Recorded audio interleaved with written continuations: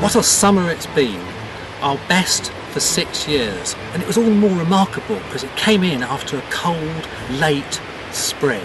The biggest winners really of all have been what we call the warmth-loving insects. That's your butterflies, moths, bees, crickets, grasshoppers, those sort of people.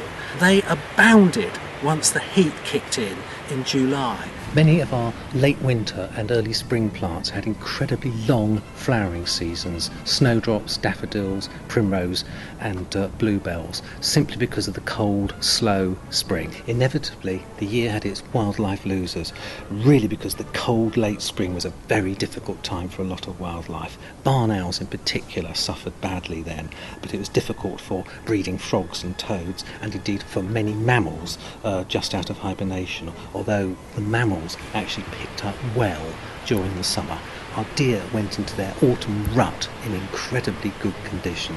A fantastic autumn for apples, other berries, fruits, seeds, nuts and so on. Nature's bounty was really at its best because of good weather during the flowering and pollination period. It was a remarkably poor year for garden aphids, or yippee, say the gardeners, but the downside of that is that the common seven-spot ladybird, which preys on aphids, and indeed various species of hoverfly, which do the same thing, had a really difficult time and were really very scarce. And there are knock-ons of that for some of the birds, notably tits, which devour a lot of aphids. The cold March really upset last year's wildlife winners, the slugs, because they cannot really cope with very cold weather. And then the great drought of July and August knocked them back further. But like the Daleks, they will return.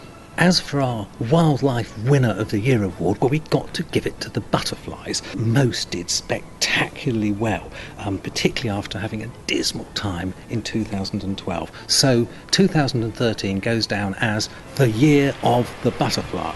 Never underestimate nature.